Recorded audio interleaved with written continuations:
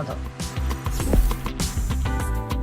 The iMac is still as gorgeous and thin as it was when Apple last changed the design in 2012, but a few things have changed around the back. Apple's added Thunderbolt 3 ports, which double up as USB Type-C, aka USB 3.1 ports, so you'll be able to get much faster transfer speeds when you plug in your new camera, external drives and so on. But it's what's on the inside that counts though, and Apple has made some significant changes there.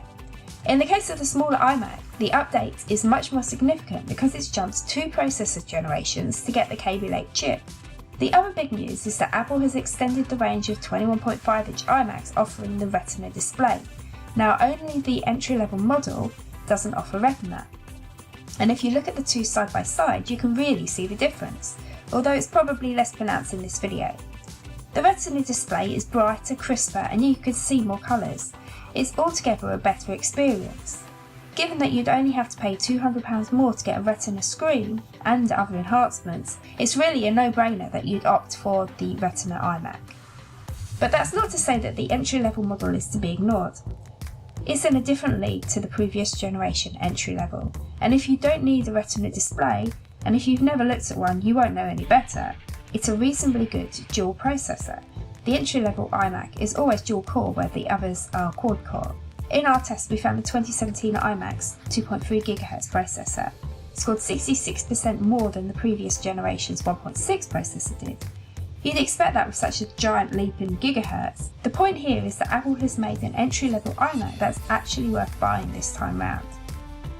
A more useful comparison to show the impact of the new Kaby Lake chip would be to look at the 3.1 GHz processor in the previous generation 21.5-inch and the 3.4 GHz processor in this generation's 21.5. Of course you'd expect a boost given that we are comparing 3.1 to 3.4. Unfortunately these are the only models we've tested, but the difference is still 16%. Aside from the display, the other major difference between these two iMacs is the graphics card. The entry-level model has an Intel integrated card, but if you want to do slightly more graphically intensive things like play computer games or edit videos and photography, then the discrete graphics in the Retina model will be more suited to your needs. In our test, the discrete card made a huge difference. For example, the max frame rate on the entry-level iMac was 10 frames per second, while the 3.4 GHz 21.5-inch managed 28 frames per second. It's also worth noting that the Fusion drive is now a standard option on most iMacs, with only the entry-level models coming with a standard hard drive. If you opt for the Fusion drive, it's a £90 build-to-order option, but brings with it a small SSD in addition to the larger hard drive. The flash component speeds things up for you because most of the things you need on a day-to-day basis are stored in flash memory. The most notable difference is the way your Mac starts up almost instantly.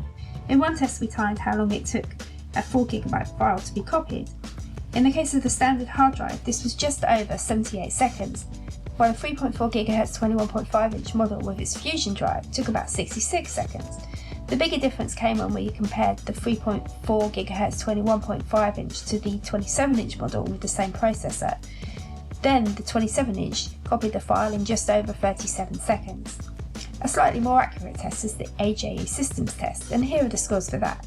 So there's obviously more of a difference between the 27 and the 21-inch models here than meets the eye. We'd always recommend getting the Fusion drive. We're impressed by the new 21.5-inch iMac, although we'd always recommend spending a little bit more to get the Retina display. The entry-level model is no longer crippled like its predecessor, and it's a decent machine. The differences between the 3.4 GHz 21.5